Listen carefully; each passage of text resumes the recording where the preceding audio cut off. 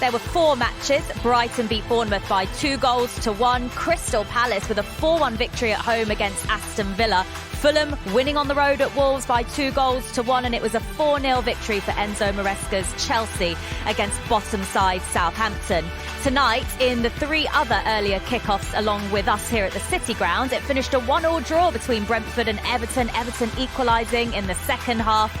An entertaining game at Old Trafford. Manchester United, down to 10 men, beat Ipswich by 3-2. Goalless it finished here. Manchester City beat Spurs by a 1-0 at the Tottenham Hotspur Stadium. And as we just mentioned, Liverpool leading Newcastle by 2-0 in the later kickoff. And there's another game to come tomorrow from the London Stadium, West Ham against Leicester to wrap things up. But as things stand, this is a live table right now with Liverpool still in action. Nottingham Forest with a point here at home tonight. Stay in third place. They're holding on to a Champions League spot for now. They're a point clear of Manchester City, who they face in their next league game. And that game is going to be live on TNT Sports next week, Saturday. Arsenal stay in second place, 13 points behind Liverpool. So let's get the thoughts now from the Arsenal manager, Mikel Arteta. Mikel, 2 more points dropped this evening. What are your initial thoughts on your side's performance tonight? Yeah, disappointment not to get the 3 points, obviously. But even though we dominated the game almost from start to finish without really giving much away, apart from that direct situation in the second half of minute 70, I think one or two situations when they run with some giveaways in the final thirds. We were there. We certainly tried. The spirit, the energy. Unquestionable, the willingness to do it, but we liked that final ball, that spark to generate something to open them up, and certainly more shots on target as well. Why do you think that was maybe lacking this evening? Is it personnel? Is it tactics? What do you think is the issue? Converting that possession, as you say, into... I don't want to discuss that again. We know that. So how do you maybe rethink now? It's back-to-back games without scoring. What do you need? What can you change? Yeah, good time to reflect. We have a few days now before the PSV game, so that's the time to do it. So what can you change? There's not that's huge. What I'm gonna think. Yeah. So at the moment, it's analyse the weekend and then figure things out for Tuesday. Yeah. Outside of that, Liverpool are playing this evening, winning against Newcastle. The gap could be 13 points. It's about us. It's about winning. No, it's about our games. That's the only thing we can control. It was the same a week ago, 10 days ago, 2 months ago. That's the only thing we can do. How are the players in there? Have you spoken to them? What's the mood like? Very disappointing not to win the game, obviously. We are here and putting everything that we possibly can, and the effort that they put in is unbelievable, the spirit that they have. So we want to win. We're here to win. The spirit among them seems good, though. Do you need to help them be picked up at all with these disappointments, or do they sort of take care of themselves? We are there for anything that they need. They know that we've been together for such a long time, and they are a joy to work with, and we're just looking forward. And individually, all of us, how can we add something just to create that spark and win more games? That's it. Appreciate your time. Thank you. Thank you. Of that. No, I'm with him. I'm totally with him. I've seen those interviews before where you've been asked a question, you've been asked so many times about you've tactics. Been in there. Absolutely. So I'm with him. He's disappointed, obviously. He's hearing the result at the other end there, up at Anfield as well too. Perhaps maybe that's not pressing on his mind as much as anything else. Disappointed because he's down. They haven't been able to score a goal, and sometimes it's not working for you. And then, you know what, you're just going to come in and be questioned again on tactics, the possibilities of, things not working for you. And you think, you know what, the hell with it. I'm not having it. You don't want to talk to us, do you? He's not in the mood to give up, is he? Do you know what, Mark? It's nothing to do with giving up. Yeah. It's just to do with the fact that, you know what, I'm just going to wrap this. I think the approach play was good tonight, and I think it's one of those where they got to find a way to score goals, and that's what he wants time to do. He's going to go away now, work on it, and try to bring that to the PSV match in the Champions League. Danny asked a very fair question, though. Is it about rethinking things? Does he have to try something else because it's not worked with Marino up front for the last 2 games? Well, exactly that. But he's going to need time on the training pitch to work with other solutions, and maybe hopefully the people come back from injury. Fingers crossed that Martinelli is going to be making progress and gets back and is available. Yeah, I'm not condemning Danny for asking the questions. I would have done the same thing myself. That's his job. I'm just with him in terms of his answers. Tonight, tonight. If you'd won 2-0, I think you'd be a bit more accommodating. But you're not. Yeah, okay. Nothing wrong with it. Guys, it's been a pleasure to have your company here tonight. I'm sorry we couldn't bring more goals and a bit more entertainment to this match, but you guys have been great company. Since May 2023, the Arsenal failed to score in back-to-back matches in the Premier League. Why didn't it happen tonight, Martin? It didn't happen because we've got Trossard, Marino and a young 17-year-old playing in the front three. And, of course, in the end, that's crippled the team. It's about sorting out the top of the side. I think throughout the team, it looked solid at the back, defended really well. Both teams did, actually. I don't think it was the poorest of games. I think it was just a good, solid contest. Mostly Arsenal taking the game to Forest, 65% possession, but just couldn't find the solutions at the top of the team. But I think with what's left to pick from, I don't think we should be too surprised with that. Have the injuries in Arsenal's attack cost them the title this season? Well, it certainly hasn't helped, of course, but I think that when you don't have a centre forward, when you don't have someone who's going to find the net for you, and you feel as if, you know, all you're relying on is maybe heavy set pieces in the game, then it affects you psychologically in the dressing room. There's no question about that. You're going onto the field of play and you think you're really going to have to play through. You're going to really have to be fantastic. Every single pass in and around the penalty has got to be so accurate, and it's not happening for the Arsenal at this minute. And then the set pieces, one or two actually were reasonably dangerous, but overall they dealt well with that, Forest, didn't they? Yeah, they did. Yeah. The combination of that there, the set pieces not working into to their advantage, and also the fact that they would maybe almost have to walk the ball into the net, Jules. I think psychologically it starts to play with you. I think Calafiori as well was getting some joy. And I think the decision was made. He's on a booking. Let's take him off. And maybe Arsenal's chance went at that moment because they was finding a solution. He hit the post with one. It was difficult for Forest to deal with him. You might have kept him on, Martin. Well, that's an interesting one, Matt, because I personally, if he wasn't injured, I would have kept him on. Take the risk. Yeah, I would have taken the risk. Well, why not? You know, I know the news might have been coming through from Anfield, all of that type of stuff, but I still think at the end of it, you keep him on because he was actually a bit of a danger. As I said, conversely, he might have been a wee bit of Arsenal have suffered so much with sending off, so I think they probably would have thought, OK, let's get him off. Let's make the change.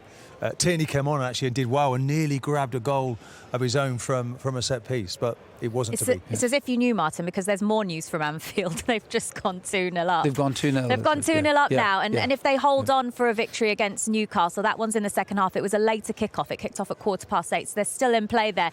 If they hold on and get all 3 points, it's going to be a 13-point lead at the top of the table. Can you see Arsenal catching them? Not at all. There's two things have to happen. First of all, Arsenal have to win the games, and that's not a given by any stretch of the imagination. Also, then you're talking about Liverpool dropping a lot of points, and while they will do between now and the end of the season because they're still heavily involved in other competitions, at the end of it all, I think that I think tonight's result was just about finished it. Martin, I always love your positivity, but have you conceded the title yet? Well, you're going to keep playing for the shirt. You're going to keep going for it. But obviously now you have to adjust your targets. You know, the thing is, just because you can't be champions, you can't sling it all away. There's definitely a chance now, obviously, if they don't score goals, then you don't want them slipping out in that top four. So tonight now, when you come away with a point, it's very important that Forest don't catch up Arsenal and they get back into winning ways. Have to win their next game. They've got to rest now before they play PSV. But essentially their next game is away at Manchester United, and they certainly have to win that one. And there's a lot of history on that game. Guys, we have Nuno Espirito Santo just behind us. Please let him in to come and join us. Well done. Nuno, congratulations, well done. Thank you so much for coming out to talk to us. Yeah, it's a point tonight against Arsenal. Do you see it as a good point? I see it as a good point, definitely, because it was a good game. It was a tough game. Arsenal is such a good team, very hard to control, but today we were solid, we were compact, the help was there, the interconnection to sustain the attacks was there, so it's a good game. I saw you play recently, the 7-0 against Brighton, and you played with a 5 that day, and you changed. And today I wondered, okay, will you go with it? But you went with a 4. What was the reason for that? Did you need more bodies in the midfield area? Today?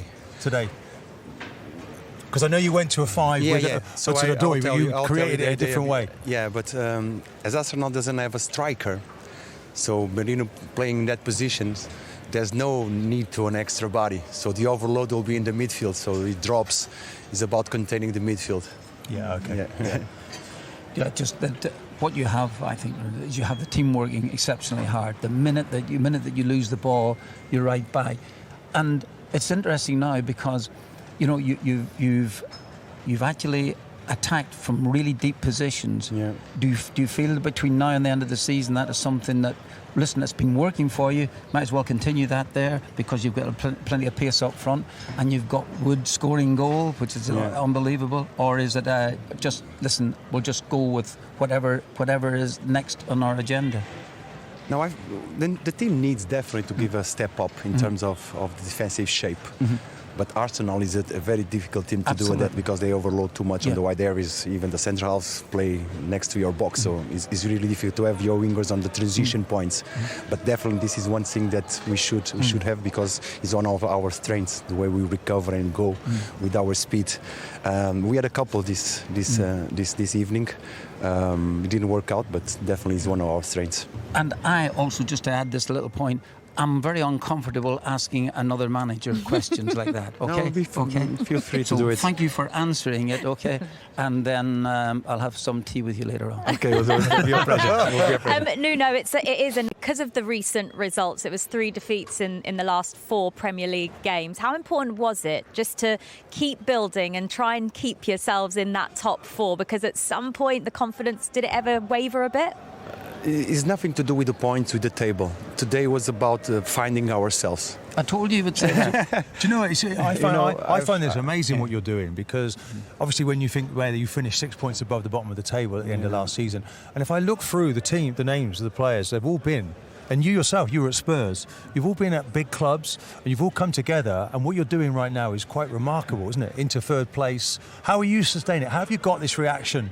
To sustain is very difficult. The expectations are very high around us. It's changing now. Yeah, but it's the same group of players, and what gives our main strength is our bond. The players really try to help each other. The team spirit is always there. Then the result can come or not, but this you can never lose because the success is about that. And are you enjoying it more than ever before? Because you've had 2 finishes, didn't you, in the top 7 for Wolves? Yeah.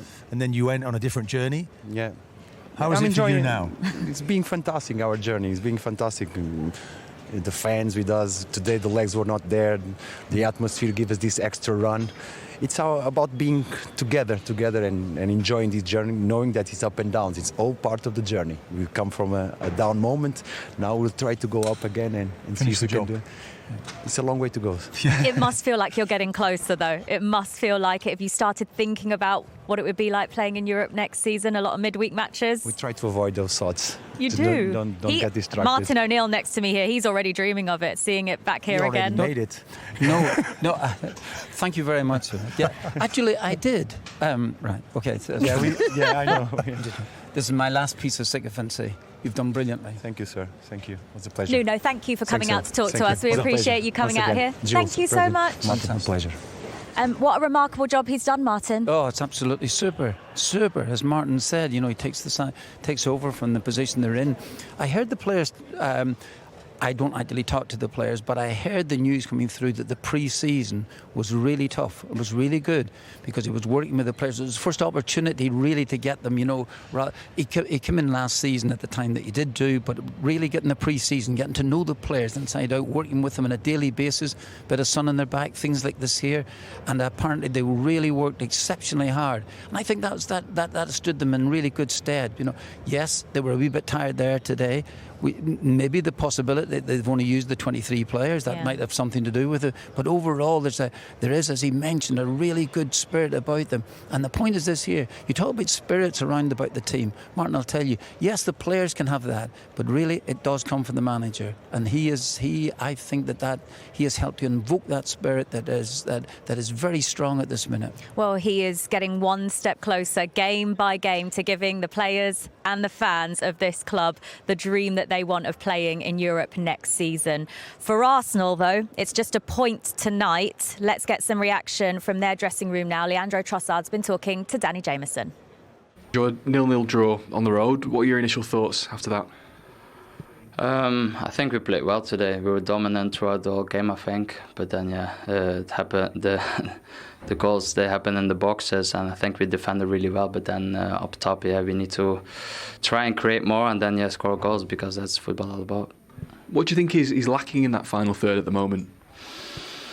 Yeah, it's hard to tell. I think the effort is there, and we try, and then I think one moment needs to click again, and then the goals will come. So it's hard to find a solution on that, but we just need to keep pushing for that. Is it just individuals? I know Mikel Marino is playing out of position as a central striker. Does he need more help from the players around him? Is it a tactical thing? As I said, I don't have an answer on that, because I think we would have been scoring a lot of goals at the moment. I think it's just in general. We know also when the players are out, we have to find solutions, and that's up to everyone, the staff and the players as well. But I don't think it's about effort, because I think, today we played quite well. We were dominant, as I said. We had a lot of possession, and then it's about scoring goals, and hopefully it will click soon, and then goals will come.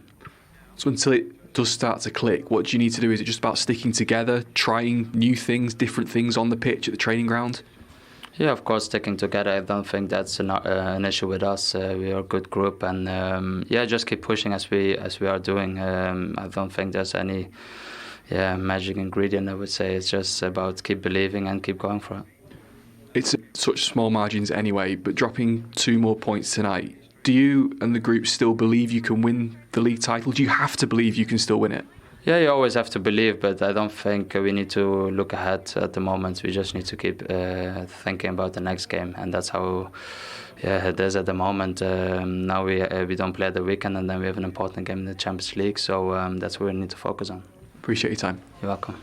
And until it's mathematically impossible, that will be what the Arsenal players and what Mikel Arteta says, Martin. But Leandro Trossard quite rightly points out that just around the corner, huge game in the Champions League. The round of 16 comes, and they've got PSV away from home first. Yeah, 6 days rest between now and then, of course, out of the FA Cup as they were earlier in the season. So they'll be trying to get Martinelli and Saka back again before the end of the season. That's what they can hope for. But, looking at Trossard, look, he's a player that has been coming off the bench, hasn't he, and filling in.